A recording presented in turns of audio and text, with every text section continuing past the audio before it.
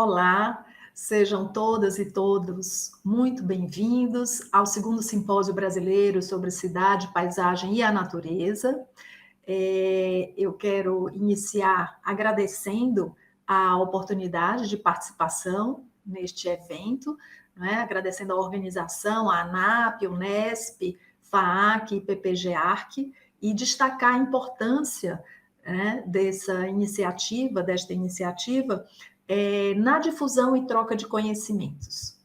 Eu sou Fernanda Rocha, sou arquiteta e urbanista, formada aqui em Fortaleza, pela UFC, sou professora e pesquisadora da Universidade de Fortaleza, atuo também no âmbito da arquitetura, da paisagem, e hoje eu vou apresentar para vocês isso que eu chamei de nota sobre o planejamento e o projeto da paisagem urbana, que nada mais é do que uma espécie de curadoria de pensamentos, que permeiam a minha prática de ensino ao longo de 20 anos, de atuação, seja na graduação, seja na pós-graduação, no Ceará e em outros estados, na pós-graduação estricto sensu, pós-graduação lato sensu, e seja na minha própria atividade como arquiteta e urbanista. Então, a ideia, para a gente organizar aqui um pouco esse encadeamento, a ideia foi trazer importantes legados de grandes profissionais que atuaram e atuam, alguns ainda nessa área, mas que a gente tem como exemplos muito importantes a serem seguidos ainda hoje, são exemplos absolutamente válidos e que precisam ser lembrados. Alguns avanços, vou destacar também alguns avanços, principalmente nas questões de tecnologia, como, por exemplo, esse evento sendo oportunizado dessa maneira, nesse momento, num período em que a gente ainda está numa pandemia, mas foi o que nos fez manter essa troca viva. Vou convidá-los a um passeio pela diversidade nas paisagens e das paisagens aqui do nosso estado, do Ceará, e fazer também, ao longo desse percurso, algumas sugestões e deixar o meu contato final para que vocês possam encaminhar qualquer questionamento advindo dessa apresentação, ok? Bom, inicialmente, eu trago aí o nome, claro que como curadorias, muitos outros tiveram que ficar de fora, a gente tem também uma questão de tempo, de apresentação, não é o caso aqui da gente fazer um panorama, mas de destacar alguns nomes, e a gente tem muitos outros de importância capital aí, de atuação na área da arquitetura da paisagem, mas eu trago aí Auguste-François-Marie Glasiou, que esteve no Brasil no século XIX, e uma coisa importante, aí a gente tem imagens do projeto que ele desenvolveu para o antigo Palácio de São Cristóvão, que foi residência de Dom João, e posteriormente dos imperadores Dom Pedro I e Dom Pedro II, e que está, na verdade, construído dentro desse parque que a gente denomina Quinta da Boa Vista, que foi o projeto do Glasiou, e que durante o período do Segundo Império, desenvolveu esse projeto dos jardins, que foi apresentado a Dom Pedro em 1968, mas cujas obras se iniciaram efetivamente, segundo Jeane Trindade, em 1872. E o que eu trago aí? Eu trago duas imagens, à esquerda, a imagem do projeto, lá da Fundação Casa de Rui Barbosa, e à direita uma foto da professora Ivete Fará, mostrando esse espetacular boulevard aí, sombreado, digamos, reforçado, cuja estrutura é reforçada pelas sapucaias, que são plantas nativas. E destaco aí também, então, esse é um dos grandes legados, não só o projeto, a existência desse espaço livre na cidade do Rio de Janeiro, mas também a valorização, esse olhar que o Glasiou trouxe, embora trazendo um desenho de época, mas que incorporando nessa sua estruturação já elementos da nossa paisagem. E outro ponto importante é a sua atuação como diretor-geral de matas e jardins da Casa Imperial e inspetor dos jardins municipais, que ele desenvolveu aí em 1860, né? Importando também essa questão da sua atuação na gestão, né? Um segundo legado, claro, não poderia deixar de ser o nome de Roberto Burle Marx, né? Nascido aí em 1909, que também atuou na gestão aí no estado de Pernambuco, né? Quando ele foi diretor de parques e jardins do Departamento de Arquitetura e Construção do governo do estado, em 1934, ainda bastante jovem. E as imagens que eu trago do seu trabalho, né, deste período, daquele período, são especificamente a Praça Euclides da Cunha, aí representada à esquerda numa foto do Joelmir Marx, né, professor da UFPE, e um desenho que o professor Joelmir também colocou na sua tese de doutorado, orientada pela professora Ana Rita e pelo professor da Universidade do México, eu acho que é Saul Onofre, se não me falha a memória, né, mas é um arquivo do sítio Roberto Burle Marx, um desenho do próprio Roberto, mostrando a concepção estrutural desse espaço, no qual ele já também valorizava a flora local, né? Então, espécies da caatinga, né, essas cactáceas, e também a questão cultural com a escultura, com a inserção de uma escultura aí como ponto focal, embora o desenho também ainda tivesse esses resquícios, né, de uma identidade, né, de um modelo ainda um tanto rígido, né, mas a gente sabe que é exatamente Roberto Burle Marx que vai mudar essa identidade nos seus projetos posteriores, né, e vai trazer uma grande contribuição para o paisagismo moderno. Um terceiro legado, né, que não poderia deixar de destacar, é do Fernando Magalhães Chassel, nascido em 1931, né, que foi sócio, né, no escritório CAP Paisagismo, teve uma sociedade muito, digamos, profícua, né, com o Sidney Linhares, o nosso colega Sidney Linhares, né, e atuou nas mais diversas escalas, não é? E aí eu trago essas duas imagens aí do conhecido Parque da Glebaé, que hoje é o condomínio Península, né? Também ali na Barra, no Rio de Janeiro. Destacando também, não é, que o Chassel desenvolve nesse projeto todo um método de trabalho, né? No caso, aí tanto o Roberto quanto o Chassel, a gente tem notícias, né? E eles deixam isso muito claro na fala e nos trabalhos da importância também digamos, de um relacionamento muito próximo com outros profissionais, né? Profissionais da botânica, né? De vários outros campos do saber que vão enriquecer extremamente essas atuações. E destacando aí também o papel do Chassel, né, como diretor de parques e jardins do estado da Guanabara em 1963.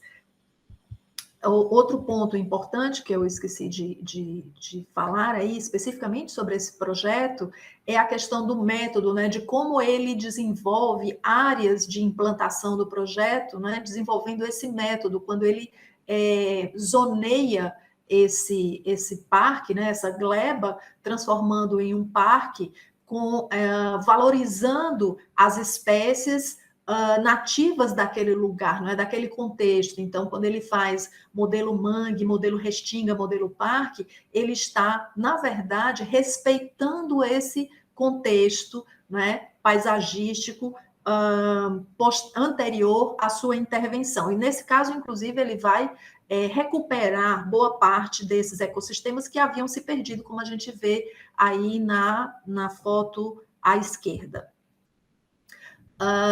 Um último grande legado, né, de nomes do paisagismo, eu trago aí uma mulher, Rosa Grena Clias, né, ainda conosco, atuante aqui, nasceu em 1932, né, um projeto aí já de um certo tempo, feito em parceria com o Luciano Fiaschi, que é um projeto da Lagoa do Parque do Abaeté de 1992, né, desenvolvido aí nessa parceria também muito próxima, né, muito atuante, muito importante com o Luciano Fiaschi. A Rosa tem várias outras parcerias, né, muito boas também, importantíssimo legado. E a Rosa, nesse projeto, né, ela também, assim como o Chassel, entende, né, eles vão buscar nessa paisagem os referenciais culturais, né? Então, enquanto estavam vendo, né, se defendia a retirada das lavadeiras daquele lugar, a Rosa mantém as lavadeiras, né, traz isso como uma paisagem cultural, como algo, não é, um ponto importante dessa paisagem cultural a ser preservado, né, e elevado a um outro patamar. Então, ela propõe essa casa das lavadeiras, mantendo aquele uso, ao mesmo tempo que ela preserva a lagoa, não é? Porque a prerrogativa era de que esse trabalho das lavadeiras estava impactando o ecossistema da lagoa. Então, eles trazem essa possibilidade de convívio harmônico entre essas diferentes atividades, né, essas diferentes situações, preservando aquilo que a paisagem tem de melhor, né? E um outro ponto também, né, da Rosa, como diretora do Departamento de Planejamento da Secretaria Municipal de Planejamento, a SEMPLA, nos anos de 1980, né? Esses dados todos estão referenciados aí. Isso foi do livro, né? Esse livro fantástico que a Cissa e Lúcia Costa, né? Professora Lúcia Costa da UFRJ e a Cissa Goski fizeram, que se chama O Livro da Rosa, né? Foi editado pela Romano Guerra recentemente. Então, esse trabalho da Rosa, a Rosa trabalhou com, como eu falei, né? Também tem trabalho com o escritório da Cissa, do Michel, né? Com vários outros escritórios importantes, sempre nessa perspectiva de que o trabalho em arquitetura paisagística, ele não se dissocia do trabalho do arquiteto, né? Então, ela tem vários trabalhos que a gente, inclusive, não consegue identificar onde é que termina a arquitetura, onde é que começa o paisagismo, dado a esse, digamos, esse vínculo muito profundo e muito próximo dessas duas atuações. Eu trouxe aí a imagem de dois vídeos, né? Eu não vou poder passar, até por conta de questões de direitos autorais, né? Mas quem se interessar por isso, esse vídeo está disponível nos anais do 5º Encontro Nacional de Paisagismo em Escolas de Arquitetura e Urbanismo no Brasil, conhecido como ENEPEA, né? Que vem lá dos anos 70, né? Essa discussão sobre o ensino de paisagismo, e que vai, na verdade, implicar, né, nos anos 90 e 94, na inserção obrigatória da disciplina de paisagismo nos cursos de arquitetura e urbanismo no Brasil, né? Então, esse é um canal também muito importante, os ENEPEAs, tá? E esses dois depoimentos, nesse ENEPEA, que foi um ENEPEA que aconteceu no Rio de Janeiro, nos anos 2000, eles trazem, isso é um CD-ROM, né, que foi produzido durante o evento, e ele traz esses depoimentos, né? Então, está junto dos anais do evento, isso é um digital, né? Um CD-ROM, um material digital, e ele se chama Paisagismo, Depoimentos e Projetos, primeira exposição virtual de paisagismo. E tem depoimentos de vários arquitetos, né? De várias pessoas, mas esses dois que eu estou destacando, né? No caso desse aí, é um depoimento do Fernando Chassel, em que ele vai trabalhar a ideia de que uma ideia também muito cara, né, para nós, e que tem, digamos, ressonância nessa fala, né, que eu vou destacar isso também como um ponto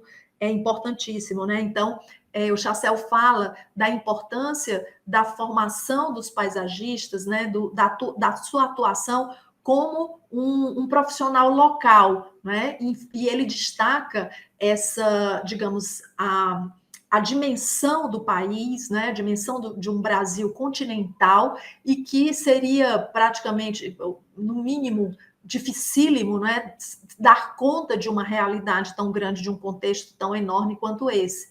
Então, na própria fala do Chassel, comparece a importância do conhecimento de cada um desses Brasis, né, como ele fala, e essa necessidade de que nós, como arquitetos e urbanistas, trabalhando sobre a paisagem, reconheçamos o potencial dessa paisagem, nos debrucemos sobre o conhecimento dela, né? Que, segundo o Chassel, a coisa mais importante para uma atuação do arquiteto e urbanista é, na verdade, a paisagem, requerendo, portanto, o aprofundamento do seu conhecimento, né? E nessas escalas mais locais, segundo o que ele próprio fala, né? Destacando também a importância desses valores que eu já destaquei anteriormente, né? No próprio trabalho dele, da Rosa, os valores ambientais, os valores culturais, não é? Porque é isso, segundo o próprio Chassel, que vai trazer, não é, essa identidade paisagística, né, essa nossa identidade paisagística tão buscada, ao invés de uma prática que às vezes é recorrente, que é uma importação de modelos, né, modelos internacionais, que o próprio Chassel diz que são muito perigosos, né, inclusive com a globalização, ele imagina que isso deverá ser amplificado. Mas quando a gente tem claro, né, que esses modelos, e isso é outra coisa que o Chassel também fala, não é, da importância dessa troca de conceito, a troca de metodologias, mas não de uma importação pura e simples, não é, desses modelos sobre a nossa paisagem. Então, esse é um ponto super importante que ele destaca. Nesse segundo depoimento, ele também vai falar da importância da divisão, né, da partilha de conceitos também por profissionais de fora, né, ele também julga isso muito importante, mas ele destaca também a importância desse conhecimento, né, dos elementos socioeconômicos e culturais sobre essa paisagem que vão compor esse grande país, não é? Valorizando também a fauna e a flora local, tá certo? E ele vai falar aí de uma coisa muito interessante, né, que faz parte do nosso método de projeto, né? Ele destaca da importância do tripé inventário, análise e diagnóstico como subsídio para a atuação, para a intervenção do profissional, né? E ele se coloca com muita ele diz, né, que o arquiteto ele precisa ter muita humildade frente à paisagem, no sentido de que é a paisagem que comanda o trabalho dele, né, e que deve também comandar o nosso, né? Esse é um grande exemplo, né, que a gente deve partir dessa compreensão do funcionamento dessa paisagem, não é? Um conhecimento profundo, né? Uma compreensão profunda, para que ela seja respeitada e traduzida nos nossos desenhos, né? Ele, inclusive, fala de uma postura dele, né? De segurar o desenho, no sentido de que ele tem o domínio desse desenho, mas ele só vai utilizar essa ferramenta de comunicação depois que ele está completamente, digamos, imerso, né, nesse conhecimento dessa paisagem. Isso aí é um vídeo também que eu fiz, eu trouxe apenas a imagem desse vídeo, quando o Chassel esteve aqui em Fortaleza, em 2009, né, porque ele estava recuperando os dados, o conhecimento dessa paisagem, que é o Palácio da Abolição, que é um projeto original dele, dos anos 70, junto com o Sérgio Bernardes, né? E, então, o projeto original é dele, e ele esteve aqui em 2009 para compreender as novas necessidades. Isso aí, a gente está dentro da obra do Palácio da Abolição. O Palácio da Abolição tinha sido sede do governo, a sede do governo saiu de lá, passou por outros lugares, ele passou a ter outros usos, e nesse momento o governo estava retornando para esse lugar emblemático, né, simbólico para a cidade, e o Chassel foi novamente chamado para fazer o projeto, mas mesmo sendo o projeto original dele, vejam, né, essa humildade também, né, eu gosto de mostrar isso para os alunos, essa compreensão de fluxo, da relação dos novos usos, da arquitetura com o espaço livre, né? Então, assim, essa disposição de fato, como ele dizia, aprofundar a paisagem em todas as suas questões, tá?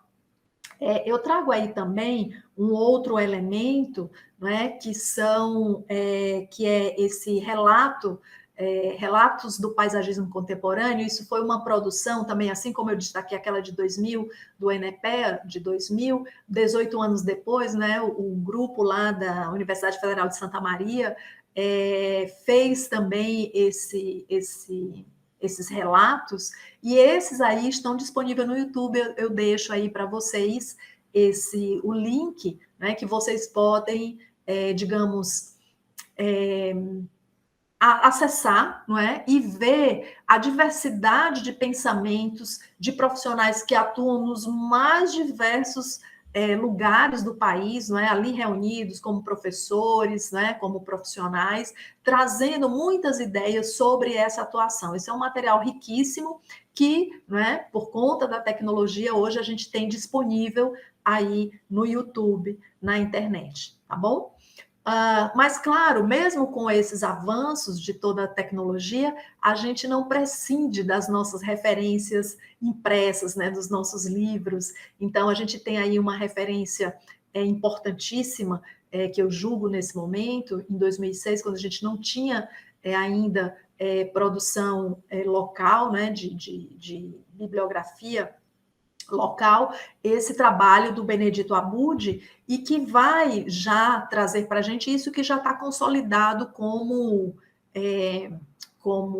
digamos, compreensão, né, dentro da formação profissional do arquiteto e urbanista, que é essa compreensão da analogia entre espaço construído e espaço livre, né? Quando a gente entende que o espaço livre ele tem uma estrutura análoga ao espaço construído, né, com seus elementos horizontais, sejam eles pisos ou tetos, e os seus elementos verticais, aquilo que a gente denomina, né, entre aspas, as paredes, mas formando espaços muito mais fluidos e com elementos que têm uma dinâmica própria, né? Isso é muito importante, é um pouco também do que a gente vai conversar aqui com vocês, né? Tem uma outra referência posterior, né, de 2011, do colega Marcos Malamute, né, esse outro livro também, que retoma essas ideias também do Abud, né? Isso é muito trabalhado também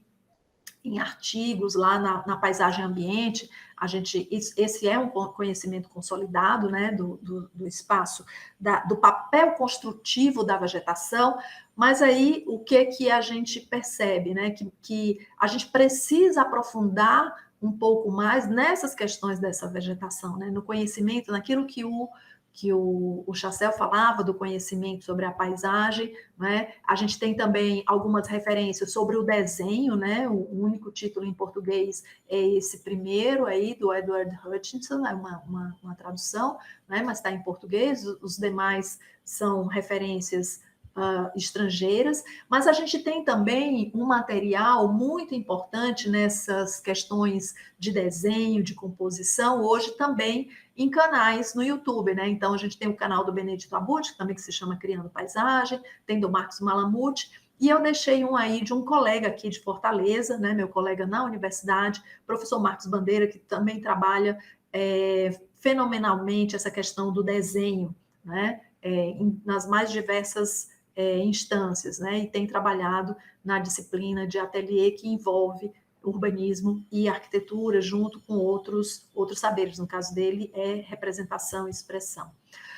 Mesmo assim, né? E é por isso que eu gosto, eu preciso, né? Eu devo destacar a importância desse aprofundamento no conhecimento da vegetação, porque é isso que a gente vê nas nossas cidades, né? Esse impacto, a gente usa esse elemento, porque não seria possível deixar de fazê-lo, né? Mas a gente vai usando de maneira que, sem um conhecimento, né? Sem um domínio dessa dinâmica, desses elementos estruturais, né? Então, problemas com o sistema radicular, problemas com o próprio desenvolvimento da planta, né?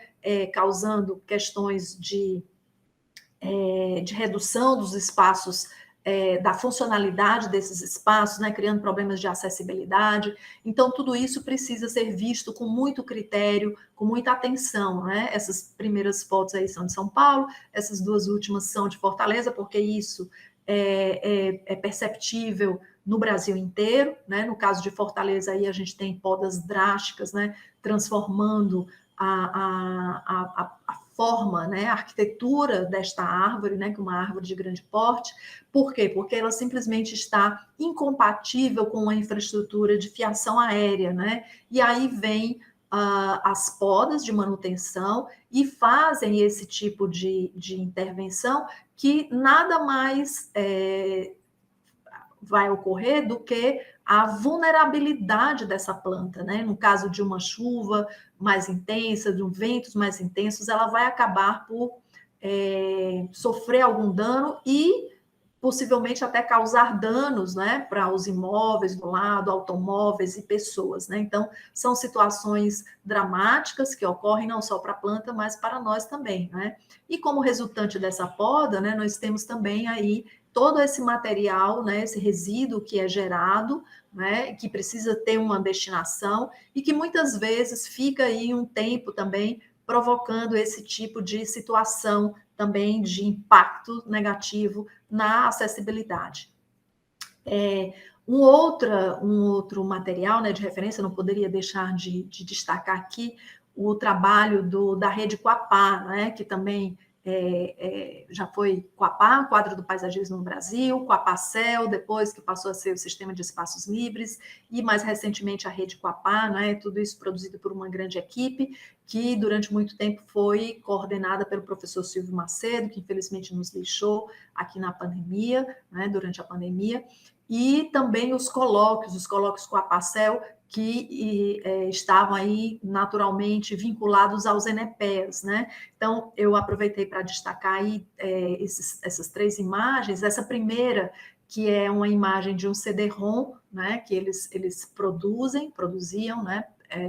Há algum tempo, e que isso sempre me inquietou, né? Quando eles mostravam aí o Brasil, tudo que está em amarelo era produção destacada em arquitetura, projetos, né, de arquitetura da paisagem, mas vocês veem que tem muitas áreas cinza ainda, não é? Uma delas é o nosso estado do Ceará, que não aparece aí, tá certo? É destacado, né, com produção importante. Então, isso trazendo para a gente a importância também da divulgação desses trabalhos, de produção de trabalho de qualidade, não é? Nessa área da arquitetura da paisagem. Mas tem também toda a produção científica, né? Produção teórica, eu destaquei apenas dois, eles têm uma produção muito intensa, não é? Tanto nas revistas, em artigos, em congressos, né? Mas essas duas publicações aí são duas publicações que nós também temos capítulos publicados junto com, nós fazemos parte, né, da rede Coapacel. Trouxe aí algumas referências, né? Não poderia deixar de ter uma grande referência nesse aprofundamento das questões da vegetação, importância capital aí do trabalho do Harry Lorenzi e outros autores, né? O Lorenzi não faz esses livros sozinho, né? Tem uma série de outros parceiros. Então, toda essa relação aí muito fundamental para que a gente possa aprofundar esse conhecimento, como eu já falei antes, e outro menos conhecido, né, do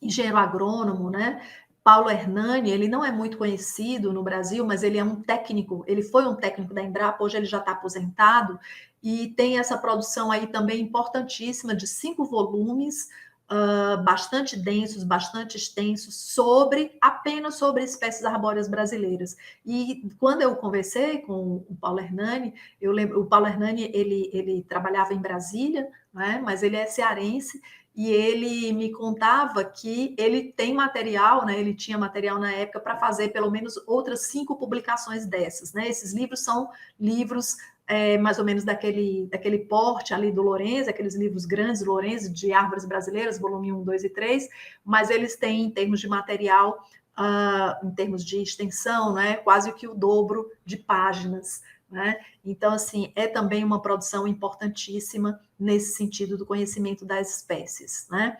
E por falar nessa questão do conhecimento de espécies, eu trago aí novamente esse trabalho do Marcos Malamute, né? Porque eu acho muito interessante essa fala dele, né, que eu trouxe, de contaminação da paisagem, né? A gente está falando aqui da paisagem, das pré-existências, mas das nossas inserções, das nossas intervenções. Então, ele traz aí essa imagem lá do livro dele, nessa parte que ele fala sobre o que ele chama de contaminação, ele denominou de contaminação da paisagem. Eu acredito que vocês estejam reconhecendo essa paisagem, não é? Isso é Salvador, ali a Cidade Baixa, com o elevador Lacerda à esquerda, e ele coloca, né, ele faz uma espécie de provocação com a inserção desta espécie vegetal que nada teria a ver com aquela paisagem, não é? Para exatamente, digamos, exemplificar isso que ele está chamando de contaminação da paisagem, né? Aquilo que exatamente que o Fernando Chassel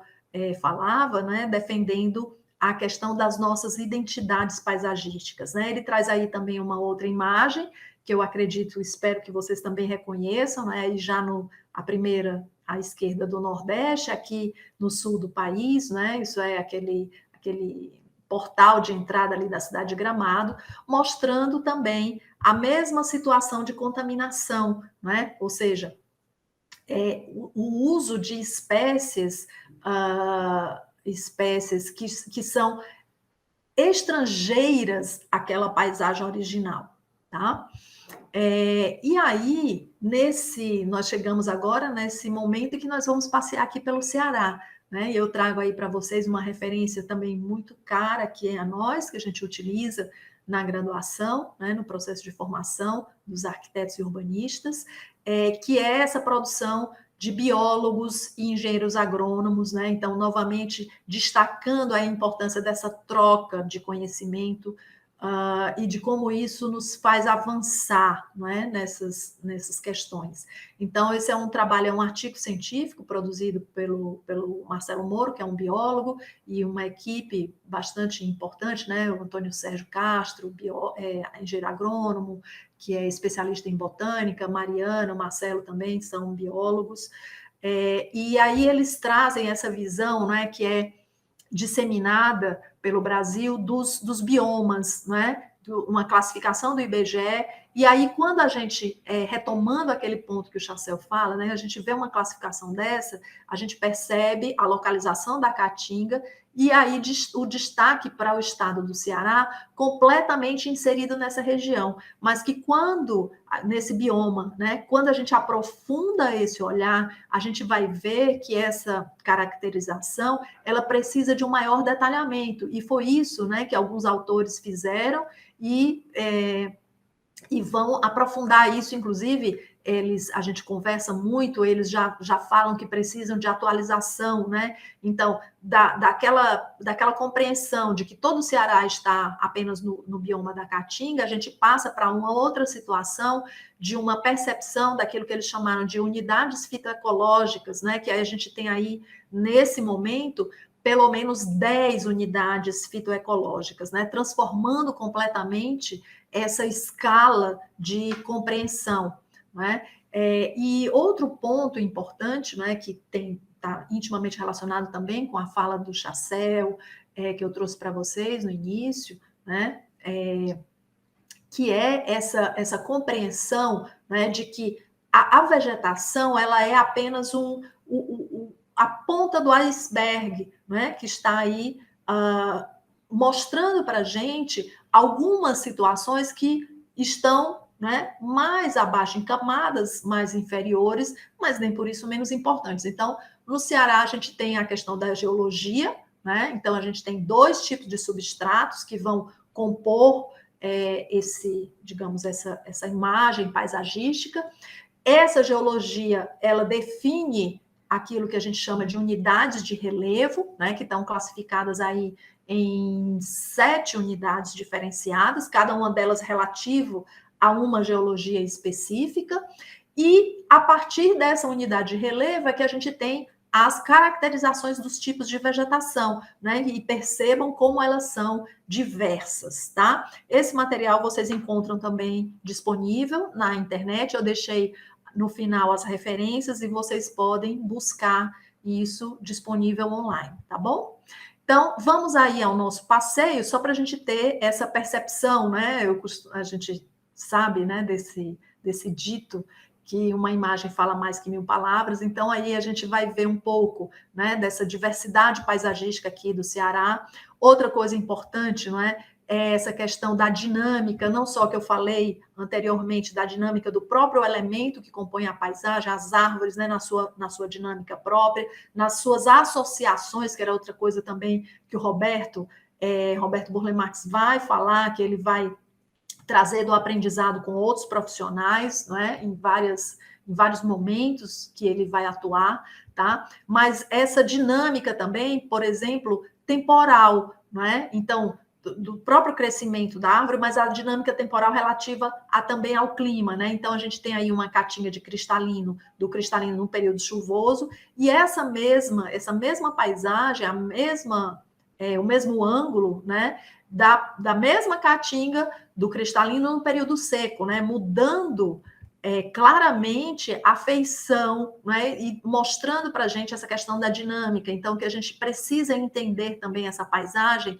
dentro desse movimento, né? Desse dinamismo, para que a gente possa, de fato, se apropriar de todas as possibilidades que ela nos oferece, tá?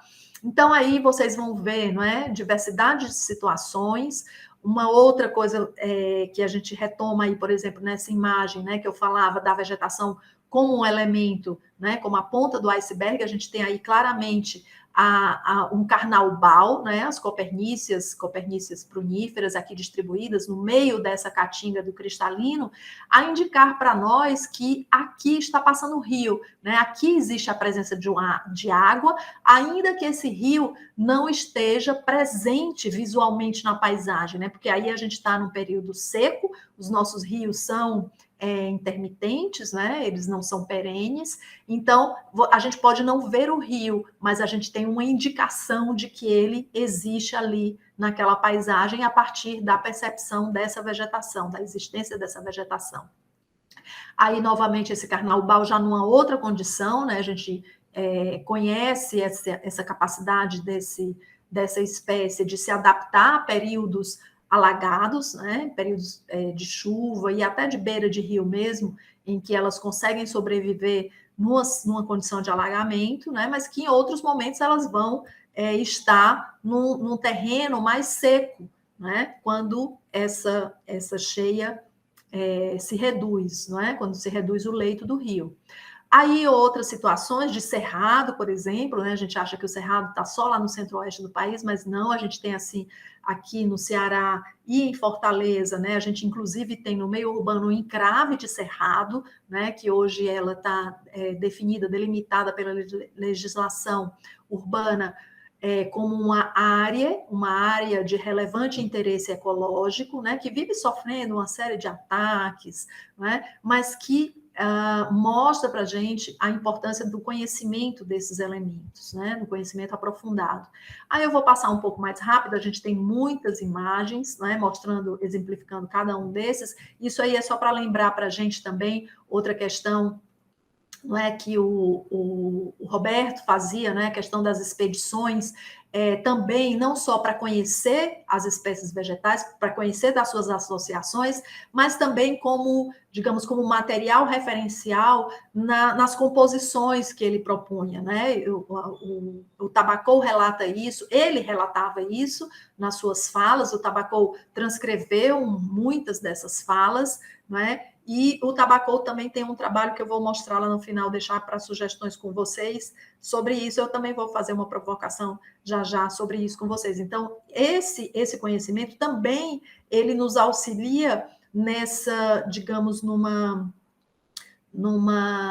desenvolvimento, não é, daquilo que a gente chama de uma paleta, né, de possibilidades de composição. Isso aí também é muito importante. tá? Aí Cerrado Costeiro, né? Bairros aqui de Fortaleza, aqui Arbustal Costeiro, já em falésias, né? Dunas, os campos praianos, dunas móveis, dunas fixas, né? Arbustais costeiros novamente, vegetação de duna fixa, campos praianos com essas lagoas que são também intermitentes, tá certo? Mata de tabuleiro. Então, essa é a grande diversidade paisagística que nós temos aqui, não é? Em serras, né? Que a gente costuma chamar de serras, mas são situações de maior altitude aí são essas árvores imensas aí são as barrigudas, tá? Os inselbergs, né, o cristalino aí aflorado em cidades diferentes aqui no nosso estado, né, em conformações diferenciadas, mata úmida, tá? Então é uma grande diversidade. Agora imagina para a gente conhecer tudo isso só no estado do Ceará, né? Imagina agora transpõe isso para o Brasil, né? Então concordo plenamente da importância desse conhecimento, da formação de equipes para atuação local, dado o desafio que isso representa, né? E é claro, a gente está falando de espécies que estão aí no meio natural, né? Mas a gente tem também um outro trabalho importantíssimo, que esse eu esqueci de falar também na atuação do Roberto, que além dessas expedições para o conhecimento, identificação dessas espécies, ele faz também a coleta, a catalogação disso, ele faz experiências disso em jardins, né? E é por isso que a gente teve recentemente a inserção, né, do sítio Roberto Burle Marx como patrimônio mundial da humanidade. Não é? Então, essa questão da produção dessas espécies, do estudo, não é? Por profissionais, não é? Por viveiros, esse também é um outro trabalho que precisa, que urge, não é? E que a gente precisa, digamos, inspirar, não é? Porque às vezes existe um distanciamento muito grande entre aquilo que se produz e aquilo que a gente às vezes quer usar no paisagismo, né? Que a gente não tem essa disponibilidade. Então a gente precisa também unir esforços nesse sentido, né, da produção das diferentes espécies. Aí alguma vegetação aquática, eu falei que, né, aqui a gente tem essa questão da restrição da água, mas a gente tem também vegetação aquática, onde ela comparece ali nos rios. E essa é a provocação que eu vou fazer a vocês, né, perguntando se eu dissesse que isso é um projeto do Burle Marx, vocês aceitariam isso como uma composição, né, nesse sentido de intervenção na paisagem, né? Porque a gente vê aí claramente aquilo que ele fazia magistralmente, né, essa composição de maciços, os contrastes, né, de texturas, de cores, uso de água, uso de elementos verticais para marcar aqui a continuidade dessa paisagem, não é? De uma paisagem aqui e acolá, tá certo? Mas, na verdade, isso é apenas uma brincadeira, uma provocação, porque isso é uma foto, novamente, aqui do Ceará, né, na cidade de Aquiraz, bem próxima aqui, região metropolitana de Fortaleza, uma foto do engenheiro agrônomo Sérgio Castro, que eu já comentei dele com vocês, mas que mostra claramente a beleza dessa paisagem e o quanto a gente aprende ao se aproximar e conhecê-la, né? Nas suas associações, nos seus elementos individuais e nas próprias referências de composição que eu destaquei aí nesse croquis aí, tá bom? Para vocês. Então, essa era a provocação. E mesmo diante desta grande diversidade paisagística, né, o que ocorre aqui na nossa cidade? Ocorre na nossa cidade em várias outras, né, não só pelo estado como pelo Brasil, né, mas isso aqui é um raio aqui de meio quilômetro, né, 500 metros aqui ao redor da minha casa, mas eu poderia estender isso pela cidade inteira. Mas é essa questão dos modismos, né? Aquilo que o Chassel falava, né? Dos carimbos que a gente vai trazendo, né? E isso impacta também, chega aqui para a gente como modismo, né? Tem um desses modismos mais recente é o uso das 7 copas, né? Da Terminalia Mantali, que está sendo usado aqui com muita, né? Porque agora caiu no gosto das pessoas, né? e isso aqui é bem perto, aqui, 100 metros da minha casa, tá certo? O plantio delas aqui próximas, muito próximas uma da outra, e aqui no passeio, né, a gente consegue ver já o tipo de situação que o sistema radicular dessa planta que ele vai promover, né? Sem falar no próprio distanciamento, né, entre plantas que ainda estão jovens, não estão naquilo que a gente chama de porte pleno, né, e que podem ocorrer, inclusive, outros problemas advindos disso, né? Mas aqui, ó, essa residência fica em frente, praticamente em frente a essa outra, e a gente percebe já, né, essa incorporação do mesmo elemento, tá certo? Essa daqui fica na esquina, tá certo? Com a mesma situação. Olha como elas foram recém-plantadas e como elas estão. E aqui com um agravante, que é o plantio de uma outra espécie, que é a Casuarina exatifolia, que é usada também equivocadamente como tapa-muro. Essa aqui é uma árvore de grande porte e que numa situação dessa, olha aqui, elas estão plantadas aqui com 40 centímetros uma para outra, né? Mas é uma árvore que ainda jovem, aqui é uma outra situação, na mesma quadra, tá, gente? Isso aqui, aquilo que eu falei, né? 500 metros, num raio de 500 metros da minha casa, a gente pode ver toda essa diversidade de problemas com o uso das mesmas espécies. Aqui é a casuarina, novamente, né? Vocês percebem que tem o espaçamento, né, o espaço para o plantio dessa árvore. Aqui ela não está usada como tapa-muro, talvez ela até deva ter sido usada inicialmente, mas resolveram deixá-la aí já com o desenvolvimento, né, arbustivo, e ela vai se transformar numa árvore de grande porte que ela é, e claro que ela não vai caber aqui nesse espaço que foi determinado para ela, e vai trazer muitos problemas, né? Daqui a pouco vão ter que fazer a supressão dessa árvore, tá? E aqui a mesma situação, né? Da colocação de 3 terminálias, né? Na mesma situação. Então, 3 árvores de grande porte num espaço que não cabe, né? Que uma apenas dessas árvores já seria mais que suficiente para o sombreamento, né? De todo esse espaço. Aqui o caso também do uso indevido das carnaúbas, né, das Copernícia prunífera, utilizada em 2 situações distintas, né, mas as duas inadequadas para a característica da espécie, né, que gosta de um ambiente paludoso, né, desse ambiente com água, né, em intensidade, né? Então aqui elas foram plantadas em alças de viadutos e percebam, né, que elas estão aí praticamente todas mortas ou morrendo, né? Elas foram transplantadas, mas não resistem, né?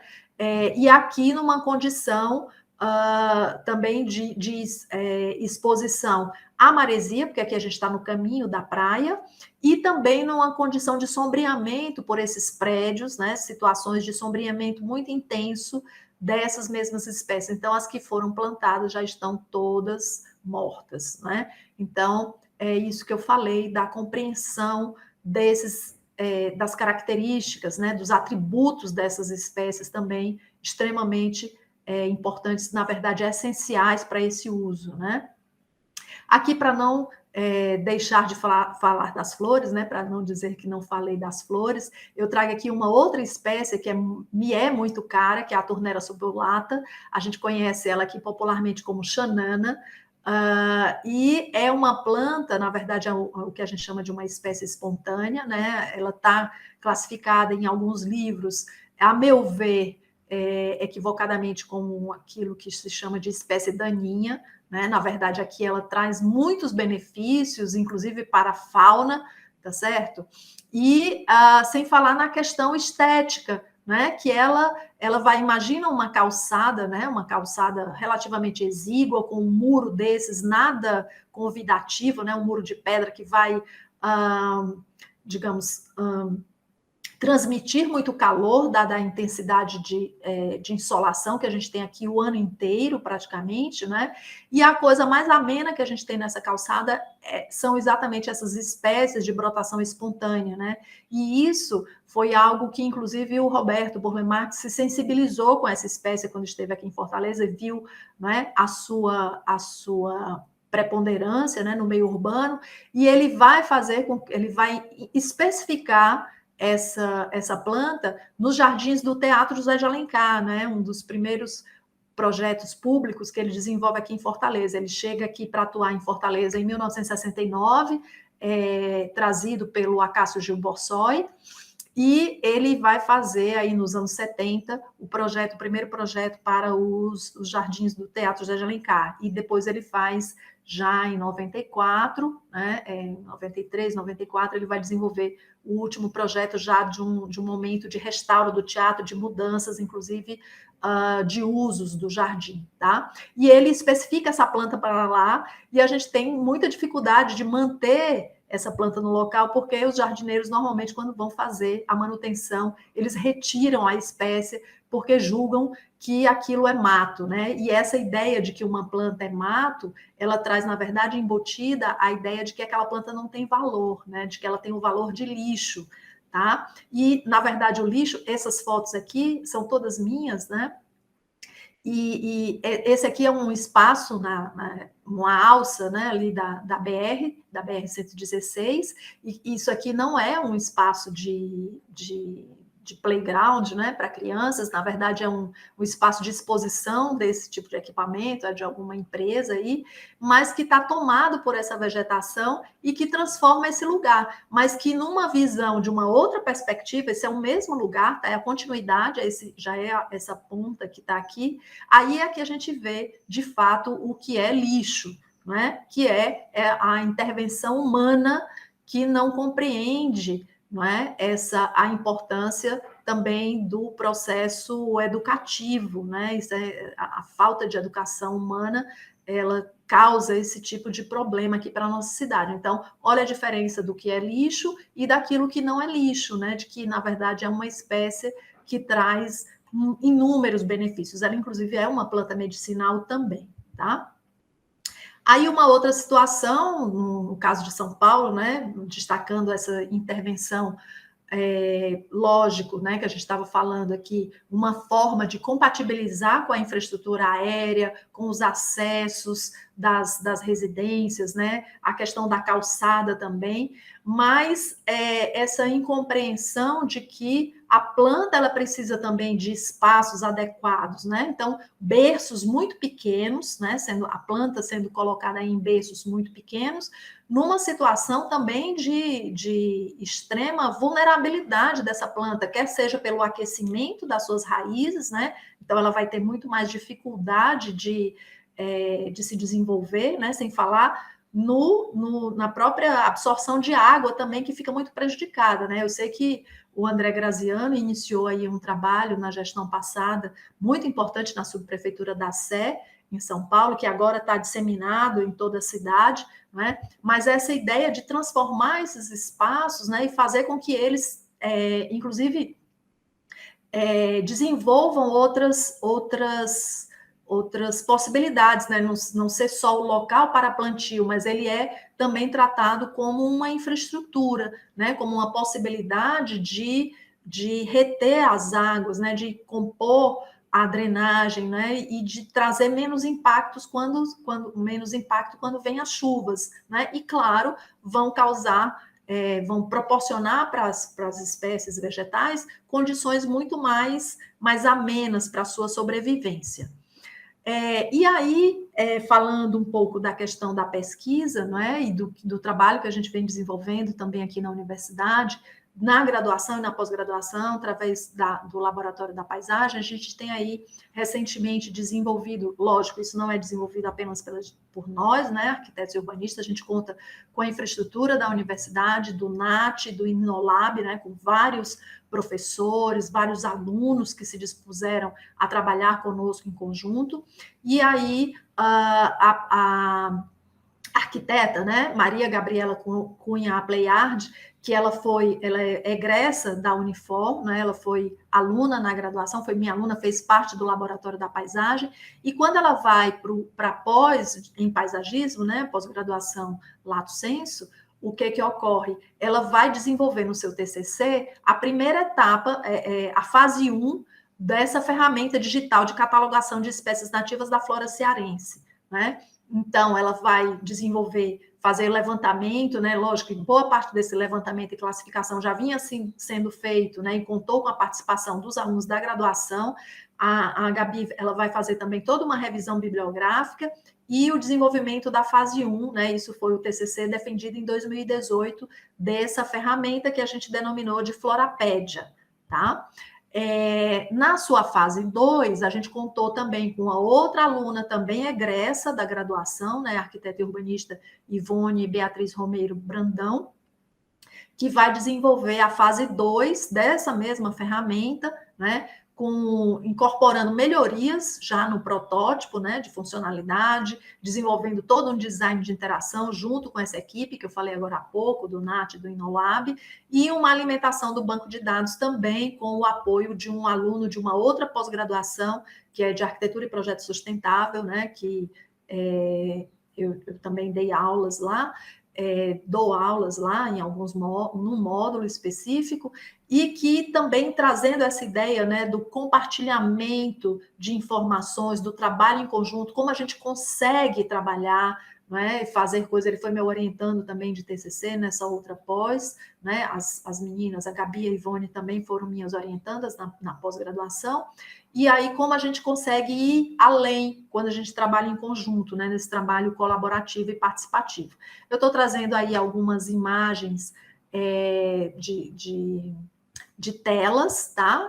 Porque não é o caso da gente apresentar o Florapédia, mas só para mostrar qual é o objetivo dele, é fazer, né, essa vinculação entre esse conhecimento dos biólogos, dos engenheiros agrônomos, né, mas disponibilizar isso de uma forma mais acessível para o arquiteto e urbanista, né, mais especificamente para as pessoas que trabalham sobre a paisagem, porque isso não é uma ferramenta só de projeto, de desenho, mas também de conhecimento, com um diferencial que é a disponibilização de blocos, né, como vocês estão vendo aqui, em vista e em planta, com a escala, com a referência humana. Eu acho que dá para ver melhor aqui se eu ampliar um pouco, né?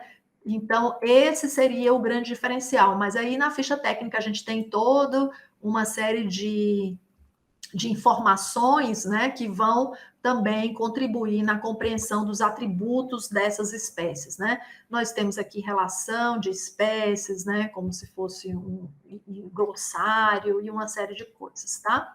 Então, apenas para finalizar essas nossas ideias, né, eu trouxe aqui essa nuvem de ideias, né, que foi o que a gente tentou fazer essa curadoria, né, falando sobre a paisagem, a importância da paisagem, né, ainda que no meio urbano, né, e da importância dessa atuação em diferentes escalas, né, do planejamento ao projeto, né, passando por esses legados que a gente precisa manter fortes, né, e cada vez mais presentes como exemplo para a nossa prática, para a nossa atuação profissional, né, a importância também que essas mesmas pessoas trouxeram para a gente como exemplos de trabalho em equipe, a humildade desses profissionais de estarem sempre aprendendo. Então, essa questão da educação continuada também é outro ponto fundamental, né, a gente tem visto aí, e essa questão da tecnologia proporcionou muito isso, né? As atividades também da ABAP, da Associação Brasileira de Arquitetos Paisagistas, né? Quando disponibiliza material, quando faz congresso, quando faz cursos, né? Não só presenciais, mas virtuais também. Durante a pandemia a gente teve alguns. Tudo isso voltado para essa compreensão da paisagem e da arquitetura da paisagem, né? Para que a gente possa, através desse conhecimento, compatibilizar todos esses elementos, o próprio desenho, né? Ele possa, como o Chassel diz, não refletir simplesmente um carimbo, né? A transposição de um carimbo, mas o conhecimento, né? Dessa nossa identidade paisagística e a sua manutenção, né? A compreensão também desses espaços, do que é o espaço, das suas diferentes escalas, a importância das visitas de campo para que a gente possa aprofundar esse conhecimento, exatamente na linha dessa valorização das identidades, né? Outro ponto, né, que eu destaquei logo de início, a importância da participação desses nomes que eu falei, né, desses legados, na gestão, né, na atuação da iniciativa pública, como eu falei também do André Graziano há pouco, né? Os métodos de projeto, da importância da troca desses métodos, né? Também desse conhecimento cada vez mais, digamos, mais disseminado disso, né? Conhecimento tanto prático quanto teórico, como eu mostrei aqui também o exemplo do Quapá, né? Que também nos disponibiliza tantas referências, tantos materiais, né? Essa compreensão já do espaço, dos elementos estruturais que compõem essa paisagem e do conhecimento da diversidade da paisagem, da diversidade de espécies vegetais, das nossas unidades de relevo, unidades fitoecológicas, né, de cada uma dessas espécies em conjunto ou em associação, ou não ou, mas em associação, a importância também do trabalho de pesquisa e de divulgação de todo esse material, que é isso que vocês estão fazendo também na hora que vocês fazem um evento como esse, disponibilizando e divulgando todo esse material amplamente, né, para quem quer que seja, né, como eu já falei, porque isso compõe aquilo que já é digamos, faz parte do cotidiano de qualquer profissional, de qualquer área, né, que é a formação continuada. Então, deixei aí também o exemplo do Florapédia, né, que está em desenvolvimento ainda, a gente pretende dar continuidade a esse trabalho, é um trabalho sem fim, isso é importante também a gente dizer, né, que essas tecnologias, elas nos ajudam, mas elas trazem também essa perspectiva de que a gente precisa estar em constante movimento, né, em constante atualização, né, e é isso que vai trazer tantos avanços nessa área específica da arquitetura paisagística.